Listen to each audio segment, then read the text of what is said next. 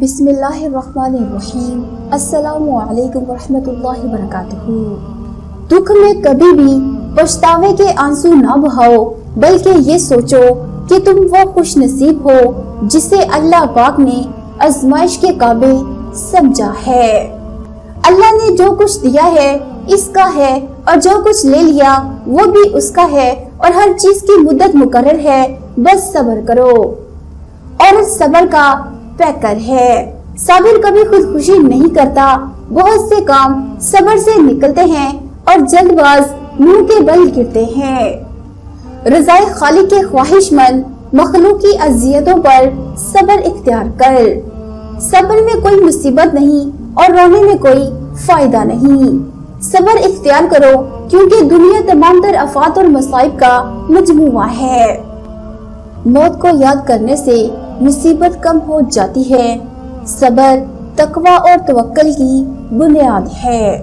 صبر کا دامن تھام لو اور صرف اللہ تعالیٰ کے طلبگار بن جاؤ۔ صبر انسان کو اندر سے مضبوط بناتا ہے۔ امید آدھی زندگی ہے اور مایوسی آدھی موت ہے۔ غم بذات خود ایک دوا ہے۔ غصہ کے وقت برداشت کا ایک لمحہ تمہیں 1000 بار شرمندہ ہونے سے بچا سکتا ہے۔ کسی سے نیکی کرتے وقت بدلے کی توقع نہ رکھو، کیونکہ اچھائی کا بدلہ انسان نہیں بلکہ اللہ تعالیٰ دیتا ہے۔ بخیل اللہ سے دور ہے، جنت سے دور ہے، لوگوں سے دور ہے اور دوزخ سے نزدیک ہے۔ بندے کی بہتری خدا بندے سے بہتر جانتا ہے۔ حرام کاموں سے نفس کو روکنا بھی صبر کی دوسری قسم ہے۔ جو چیز خریدی نہ جا سکتی ہو اسے فروخت نہ کرو۔ تمہیں جہاں صداقت اور خلوص نظر آئے وہی دوستی کا ہاتھ بڑھاؤ، ورنہ تنہائی بہترین رفیق ہے۔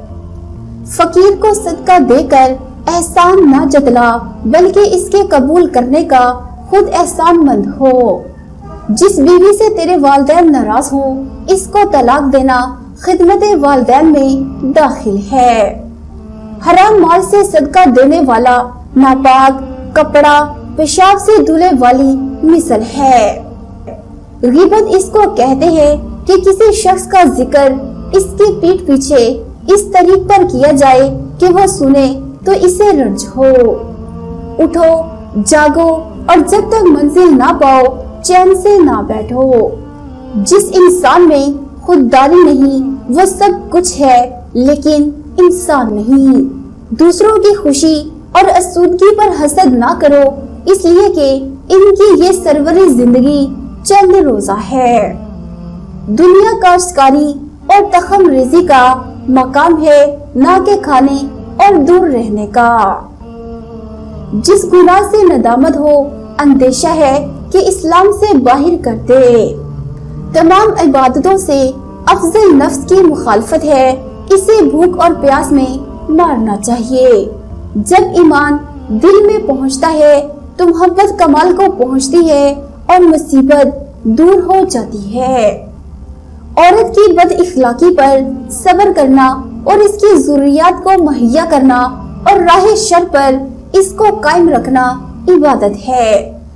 خالق سے ایسا معاملہ کرو جیسا کہ تم اپنے غلام سے اپنے لیے کرانا چاہتے ہو۔ جب آدمی کی نادانی ایسے کام میں ہو جو اس کی طبیعت کے مواقف ہے تو اس گمراہی کا زائل ہونا دشوار ہے۔ تعجب ہے اس پر جو دوزخ کو حق سمجھتا ہے اور پھر گناہ کرتا ہے۔ جس شخص کا تجھے حق نہیں ہے اس سے ناک بند کر لے اور اس کی خوشبو بھی اس کی منافت ہے۔ جو شخص ہر وقت باوضو رہتا ہے فرشتے اس کے دوست بن جاتے ہیں۔ تمہارے ساتھ کوئی نیکی کرے یا بدی لیکن تم ہر ایک کے ساتھ احسان کرو۔ اعتماد ہی زندگی کی متحرک قوت ہے۔ صبر کرنے والے کے غصے سے ڈرا کرو۔ مصیبت کی برداشت کے لیے صبر اور نماز کا سہارا پکڑو۔ کسی کا دل نہ دکھاؤ اور اس نے صبر کر لیا تو تیرے لیے مسئلہ ہو جائے گا۔